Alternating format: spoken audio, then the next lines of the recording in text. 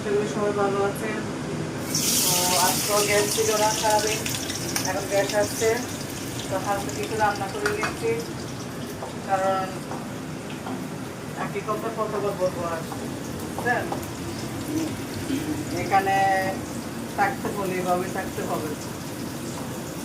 Gas আসছে আর আমি এখন রান্নাটা সেরে নিচ্ছি। আর ঘরে কিছু কাজ ছিল, ওগুলো করছি সকাল থেকে। ধোয়া ফেলার কাজটা একটু বেশি থাকে, ওটা আমি করে নিচ্ছি।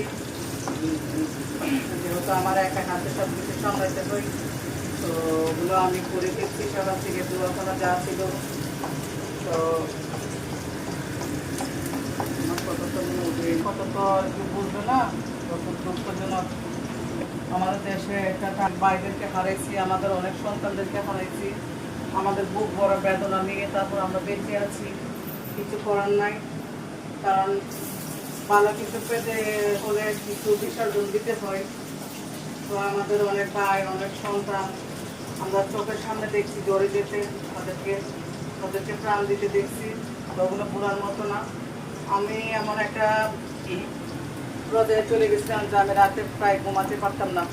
আমি 1 মাস ঘুমাইতে পারি নাই, খেতে পারি নাই। আমার চোখের মধ্যে এগুলো বেশি উঠতো। তো কী বলবো, শুধু কেঁদেছি। আমার মতো, আমি মনে হয় না আমার মতো কেউ কাঁদছে। আমার কোনো আত্মীয় না, আমার কোনো স্বজন না। তারপর আমি অনেক কান্না করতাম, প্রতিদিন রাত হলে কান্না করতাম। আমি টিভির সামনে, আমি মোবাইল হাতে নিতে পারতাম না, আমার চোখের সামনে এগুলো বেশি উঠতো। আমি এমন একটা পর্যায়ে চলে গেছিলাম, প্রচুর ঘুমের ওষুধ খেতাম, ডেলি 2-3টা ওষুধ খেতাম, কারণ আমি সহ্য করতে পারতাম না। আমার যেন কেন মনে হতো যে ওরা হয়তো আমার ভাই, ওরা হয়তো আমার ছেলে। কারণ আমার ছেলের বয়সী যারা, আমি এমনও ছেলেকে দেখছি গুলি করে মারছে যে ওরা আমার ছেলের বয়সী, বহু দেখতে আমার ছেলের মতো।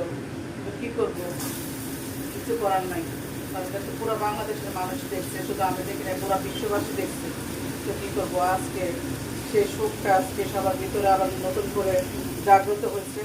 তো আল্লাহর কাছে বলবো, আল্লাহ যারা আমাদের দেশের জন্য জীবন দিচ্ছে, যারা যেসব মায়েদের বুক খালি হয়েছে, সেসব মায়েদেরকে যেন আল্লাহ সুখ শোয়ার মতো ক্ষমতা দেয়। আর যারা জীবন দিচ্ছে, যারা শহীদ হয়েছে, তাদেরকে যেন আল্লাহ জান্নাতবাসী করুক।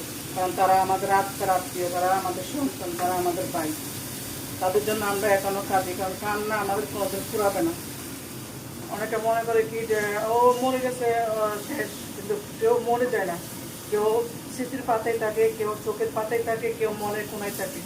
তো ওরা হয়তো আমাদের মনের একটা স্থান দখল করে আছে, তাই তো কান্না করি যখনই তাদের মুখটা বেশ